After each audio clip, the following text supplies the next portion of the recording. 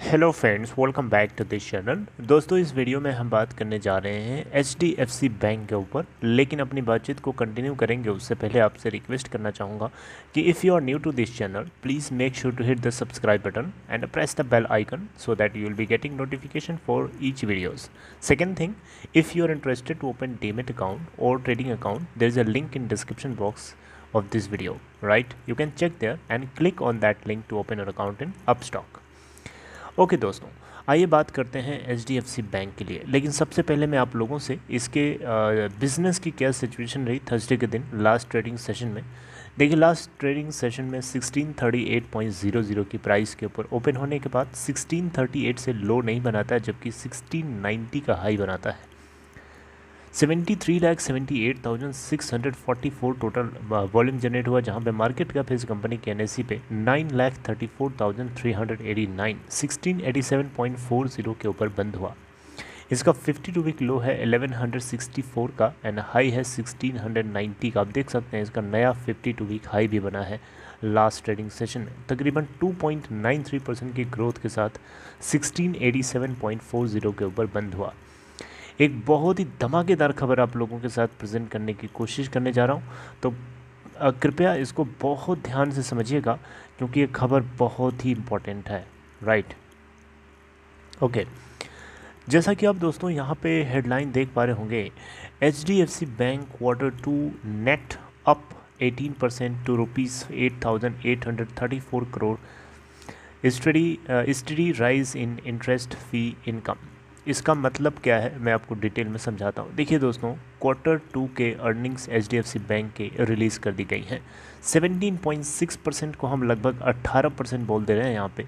तो कंपनी के यानी HDFC बैंक के Q2 के अंदर जो प्रॉफिट है, नेट प्रॉफिट, पैट जिसको बोलते हैं, 8,834.3 करोड़ रुपए का निकल के आता है, जो कि ईयर ऑन ईयर बेसिस पे अगर आप कंपेयर करेंगे तो 18% का राइज हमें देखने को मिला है।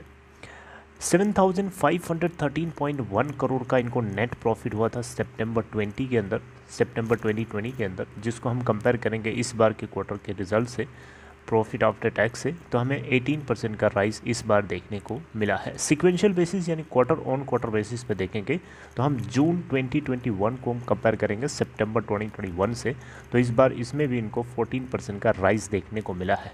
जून 2021 में यही डेटा इनका 7,729.6 करोड़ का निकल के आया था।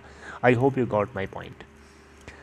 नेट इंटरेस्ट इनकम की बात करें यानी NII की बात करें, जो कि बैंक की कमाई होती है, कोर कमाई होती है, राइट? तो जो कि interest earned minus interest expanded, यानी बैंक जितना कमाई करता है दैट माइनस बैंक कितना चुकाता है अपने ग्राहकों को, राइट? तो जो डिफरेंस आता है उसको हम NII बोलते हैं, नेट इंटरेस्ट इनकम, जो कि 12.1% के हिसाब से ग्रो किया है ईयर ऑन ईयर बेसिस पे, और जो फिगर है 17,684.4 करोड़, जबकि एक साल पहले यही फिगर 15,776.4 करोड़ का था।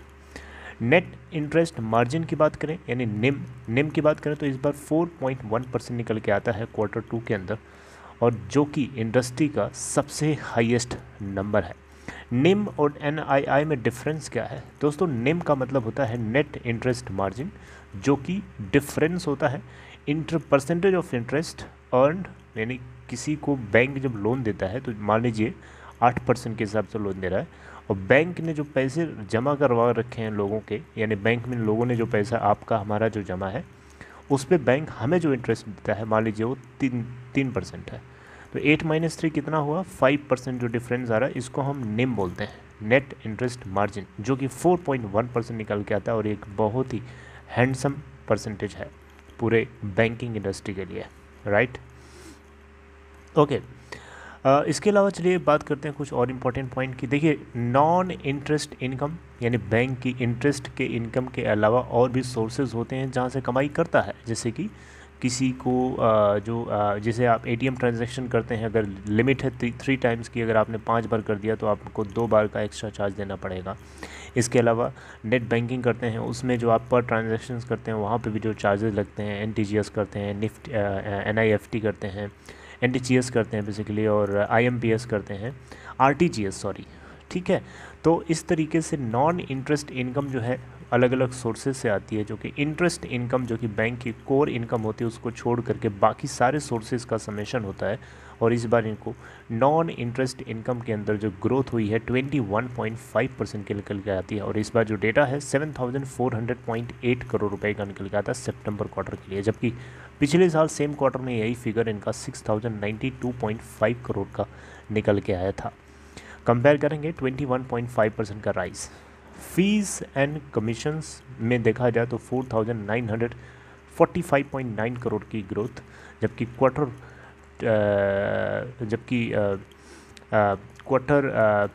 2 फाइनेंशियल ईयर 2021 के अंदर, नहीं पिछले जून 2020 के क्वार्टर से अगर हम कंपेयर करेंगे तो उसमें 3,940.3 करोड़ का निकल के आया था। कंपेयर करेंगे तो आपको यहाँ पे परसेंटेज ऑफ राइज पता चल जाएगा। फॉरेन एक्सचेंज एंड डेरिवेटिव से भी बैंक को 8,867.3 करोड़ का गेन हुआ, जबकि पिछले साल सेम क्वार्टर में फॉरेन एक्सचेंज एंड डेरिवेटिव से 560.4 करोड़ का नेट गेन हुआ था। अब बात करते हैं कुछ और पॉइंट्स की जो आपको और हमें पता होने चाहिए। अब एसेट क्वालिटी की तरफ बढ़ते हैं, उसमें हमें एनपीए देखना होता है। तो इनको जीएनपीए इस बार निकल के आता है क्वार्टर 2 के अंदर 1.35%, जबकि प्रीवियस ईयर के सेम क्वार्टर में यही फिगर 1.37 था। तो मार्जिनली अगर हम देखें यहाँ पे तो डाउनफॉल हुआ है एनपीए के अंदर, जो कि एक वेलकमिंग न्यूज़ होती है, अच्छी न्यूज़ होती है। इसके अलावा एनएनपीए की बात करें, नेट एनपीए की बात करें तो इसमें भी 0.4% निकल के आता है इस बार, जबकि इनको इस पिछली बार 0.17% का निकल के आया था। तो थोड़ा सा आप देख सकते हैं यहाँ पर राइज देखने को मिला है। ये वेलकमिंग न्यूज़ तो नहीं है, लेकिन फिर भी बहुत ज़्यादा राइज नहीं है और इतना ऊपर नीचे होता रहता है। टोटल डिपॉजिट की बात करें तो इस बार 14.4% के हिसाब से ग्रोथ हुई है इनको डिपॉजिट के अंदर, और जो डेटा है 14.06 ट्रिलियन रुपए, राइट। यहाँ पे ये सितंबर 30, 2020 के कंपेयर में बताया गया है कि 14.4% का इनको डिपॉजिट में टोटल राइज देखने को मिला है। Low cost current account saving account यानी कासा इस बार इनको 46.8% का निकल के आता है, जो कि टोटल डिपॉजिट का ये फिगर है। और ये एक बहुत ही बड़ा नंबर है। इसका मतलब समझे आप, कासा का मतलब यहाँ पे होता है, कासा इनका आया है इस बार 46.8%। इट मीन्स दैट कि बैंक के पास जो टोटल डिपॉजिट है उसका 46.8% जो है इनको कासा यानी current account and saving account के रूप में आ रहा है। इसका मतलब क्या हुआ? इसका मतलब हुआ कि बैंक को बहुत ज़्यादा अपने बहुत ही ज़्यादा उसके पास जो फंड आ रहा है उसका बहुत ज़्यादा हिस्सा जो है कम पैसे खर्च करके मिल जा रहा है, यानी लो कॉस्ट के ऊपर मिल जा रहा है। क्योंकि करंट अकाउंट और सेविंग अकाउंट वो अकाउंट्स होते हैं जहां बैंक को कम रेट ऑफ इंटरेस्ट देना पड़ता है अपने कस्टमर्स को, यानी उसको कम सस्ते में ये फंड मिल जाता है और उसको आगे उसको किसी को भी लोन बांट करके हायर इंटरेस्ट इनकम गेन करके बीच की कमाई बढ़ा सकता है।